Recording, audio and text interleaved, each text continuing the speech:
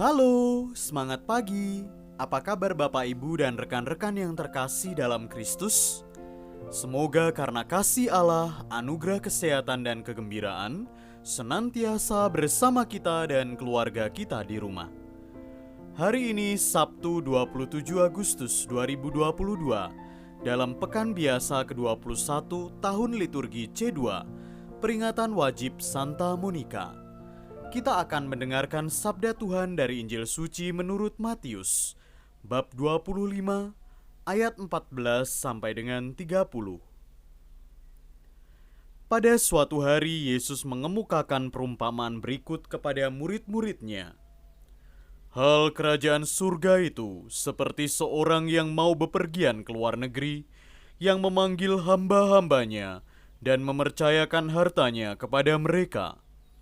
Yang seorang diberinya 5 talenta, yang seorang lagi 2, dan seorang yang lain lagi 1, masing-masing menurut kemampuannya. Lalu ia berangkat. Segera pergilah hamba yang menerima 5 talenta itu. Ia menjalankan uang itu dan memperoleh laba 5 talenta. Hamba yang menerima 2 talenta pun berbuat demikian dan mendapat laba 2 talenta. Tetapi hamba yang menerima 1 talenta itu pergi dan menggali lubang di tanah, lalu menyembunyikan uang tuannya. Lama kemudian pulanglah tuan hamba-hamba itu, lalu mengadakan perhitungan dengan mereka. Hamba yang menerima 5 talenta datang dan membawa laba 5 talenta. Ia berkata, "Tuan, 5 talenta Tuan percayakan kepadaku. Lihat, aku telah memperoleh laba 5 talenta." Maka kata tuannya kepadanya, "Baik sekali perbuatanmu itu, hamba yang baik dan setia. Engkau telah setia dalam perkara kecil. Aku akan memberikan kepadamu tanggung jawab dalam perkara yang besar. Masuklah dan turutlah dalam kebahagiaan tuanmu."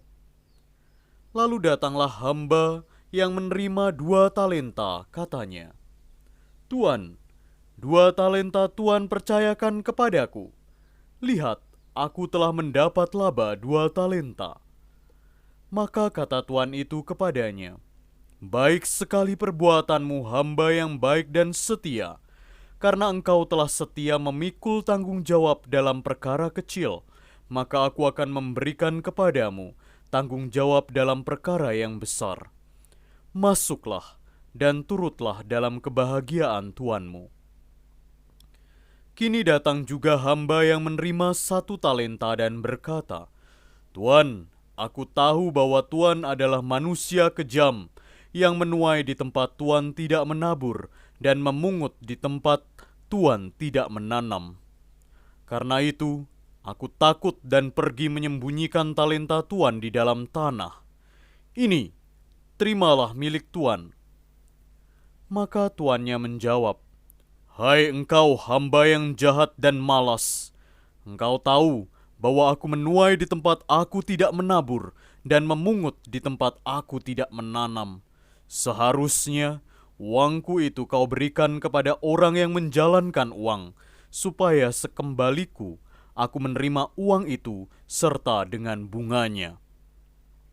Sebab itu, ambillah talenta itu daripadanya, dan berikanlah kepada orang yang mempunyai 10 talenta itu. Karena setiap orang yang mempunyai akan diberi sampai ia berkelimpahan. Tetapi siapa yang tidak punya, apapun yang ada padanya akan diambil. Dan buanglah hamba yang tidak berguna itu ke dalam kegelapan yang paling gelap. Di sana akan ada ratap dan kertak gigi." Demikianlah sabda Tuhan. Terpujilah Kristus. Bapak, Ibu, dan rekan-rekan yang terkasih dalam Kristus, perumpamaan mengenai talenta ini sebenarnya terpusat pada adegan penghakiman. Sang Tuan menggambarkan Tuhan Yesus sendiri yang akan pergi jauh setelah ia menyelesaikan karya perutusannya di dunia dan akan datang kembali kelak. Karena itu, Sang Tuan membagikan sejumlah uang kepada 3 hambanya.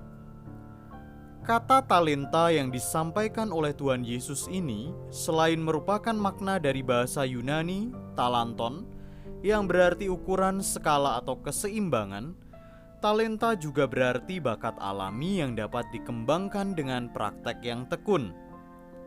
Meskipun Tuhan Yesus menyebutkan ada 3 hamba, tetapi mereka sebenarnya terdiri dari 2 kelompok, yaitu 2 orang yang menginvestasikan dan menggandakan jumlah uangnya, dan 1 orang yang menguburkan uangnya di dalam tanah. Majikan yang semula pergi jauh, yaitu sang tuan itu, untuk waktu yang lama, tiba-tiba kembali dan melakukan perhitungan dengan hamba-hambanya. Perhitungan itu dengan jelas menunjuk pada penghakiman terakhir. Penghargaan diberikan bagi kedua hamba yang menggandakan jumlah uang yang diberikan kepadanya. Sedangkan hukuman dijatuhkan bagi hamba yang tidak mampu mengembangkan talenta yang diberikan kepadanya. Tuhan Yesus dalam perikop ini hendak mengajarkan kepada kita bahwa kesiapsediaan terus-menerus juga menuntut tindakan yang menghasilkan buah dan berkembang, sebab manusia telah dibekali dengan hati nurani, kehendak bebas, akal budi, dan talenta. Bapak, Ibu, dan rekan-rekan yang terkasih, jika bicara tentang Santa Monica yang kita peringati pada hari ini, maka pertama-tama kita akan melihat kesetiaan dalam doa yang dihidupi oleh Santa Monica. Berkat doa yang senantiasa ia tujukan pada suami dan putranya, yakni Santo Agustinus, justru berbuah pada pertobatan. Kita tentu tahu Santo Agustinus adalah tokoh besar dalam gereja kita. Maka kita juga dipanggil untuk setia dalam hal kecil dan sederhana. Sekecil apapun rahmat yang Tuhan berikan, meski kita gunakan semaksimal mungkin demi nama Tuhan sendiri. Menjadi refleksi bagi kita, sejauh mana talenta yang Tuhan berikan kepada kita telah kita tumbuh kembangkan. Apakah kita sungguh setia menyelesaikan tugas dan tanggung jawab yang kecil dengan baik? Ataukah kita sibuk mencari hal-hal besar demi kemuliaan diri sendiri dan melupakan tanggung jawab yang Tuhan embankan bagi kita? Bagaimana kita mempertanggungjawabkan hidup kita selama ini di hadapan Allah? Semoga melalui rahmat dan talenta yang kita miliki, kita mampu mengembangkannya untuk setiap tugas perutusan hidup kita dan demi kemuliaan Allah. Berkat Tuhan senantiasa menyertai kita dan keluarga kita. Bapak, Ibu, dan rekan-rekan yang terkasih dalam Kristus, marilah kita bersatu dalam doa. Tuhan Yesus, terima kasih atas penyertaan-Mu. Ampunilah kami bila kami mengecewakan-Mu hari ini. Bantulah kami untuk memperbaiki diri dari hari ke hari. Semoga kami setia dan berusaha mengembangkan talenta dan anugerah-Mu dalam kehidupan kami sehari-hari. Rahmat-Mu selalu kami mohon, sebab Engkaulah Tuhan dan pengantara kami. Amin. Bapak, Ibu, dan rekan-rekan yang terkasih dalam Kristus, marilah kita mengenal lebih dekat Santa Monica yang hari ini kita peringati. Monica, ibu Santo Agustinus dari Hippo, adalah seorang ibu teladan. Iman dan cara hidupnya yang terpuji patut dicontoh oleh ibu-ibu Kristen, terutama mereka yang anaknya tersesat oleh berbagai ajaran dan bujukan dunia yang menyesatkan. Riwayat hidup Monica terpaut erat dengan hidup anaknya, Santo Agustinus, yang terkenal nakal sejak masa mudanya. Monica lahir di Tagaste, Afrika Utara dari sebuah keluarga Kristen yang saleh dan taat beribadat. Ketika berusia 20 tahun, ia menikah dengan Patricius, seorang pemuda kafir yang hatinya cepat panas. Dalam kehidupannya bersama Patricius, Monica mengalami tekanan batin yang hebat karena ulah Patricius dan anaknya Agustinus. Patricius mencemoohnya dan menertawakan usaha keras istrinya mendidik Agustinus menjadi seorang pemuda yang berbudi luhur. Namun, semua itu ditanggungnya dengan sabar sambil tekun berdoa untuk memohon campur tangan Tuhan.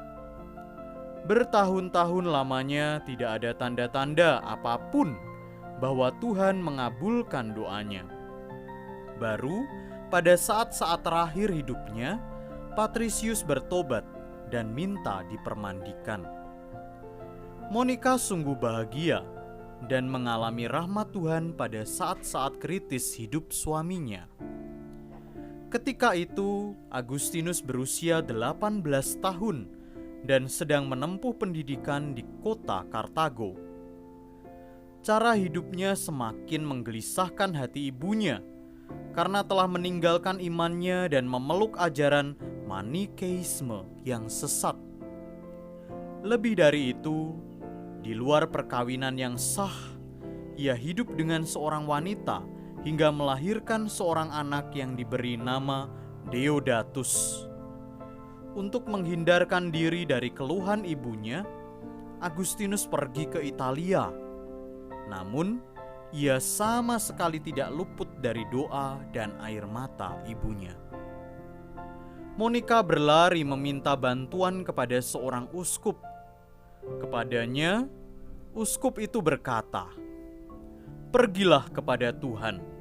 Sebagaimana engkau hidup, demikian pula anakmu yang baginya telah kau curahkan begitu banyak air mata dan doa permohonan, tidak akan binasa. Tuhan akan mengembalikannya kepadamu." Nasihat pelipur lara itu tidak dapat menenteramkan batinnya. Ia tidak tega membiarkan anaknya lari menjauhi dia, sehingga kemudian ia menyusul anaknya ke Italia.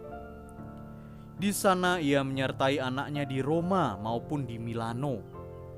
Di Milano, Monica berkenalan dengan Uskup Santo Ambrosius. Akhirnya, oleh teladan dan bimbingan Ambrosius, Agustinus bertobat dan bertekad untuk hidup hanya bagi Allah dan sesama. Bagi Monica, saat itu merupakan puncak dari segala kebahagiaan hidupnya. Hal ini terlukis di dalam kesaksian Agustinus sendiri perihal perjalanan mereka pulang ke Afrika. Kami berdua terlibat dalam pembicaraan yang sangat menarik, sambil melupakan lika-liku masa lampau dan menyongsong hari depan. Kami bertanya-tanya, seperti apakah kehidupan para suci di surga? Dan akhirnya dunia dengan segala isinya ini tidak lagi menarik bagi kami. Ibu berkata, "Anakku, bagi ibu sudah tidak ada sesuatu pun di dunia ini yang memikat hatiku. Ibu tidak tahu untuk apa mesti hidup lebih lama, sebab segala harapanku di dunia ini sudah terkabul." Dalam tulisan lain, Agustinus mengisahkan pembicaraan penuh kasih antara dia dan ibunya di Ostia. Sambil duduk di dekat jendela dan memandang ke laut biru yang tenang, ibu berkata, "Anakku, satu-satunya alasan yang membuat aku masih ingin hidup sedikit lebih lama lagi ialah aku mau melihat engkau menjadi seorang Kristiani sebelum aku mengembuskan nafasku yang terakhir." Hal itu sekarang lebih dikabulkan Allah, bahkan lebih dari itu. Allah telah menggerakkan engkau untuk mempersembahkan dirimu sama sekali kepadanya dalam pengabdian yang tulus. Sekarang apalagi yang aku harapkan? Beberapa hari kemudian Monica jatuh sakit. Kepada Agustinus ia berkata, "Anakku, satu-satunya yang ku kehendaki ialah agar engkau mengenangkan daku di altar Tuhan." Monica akhirnya meninggal dunia di Ostia, Roma.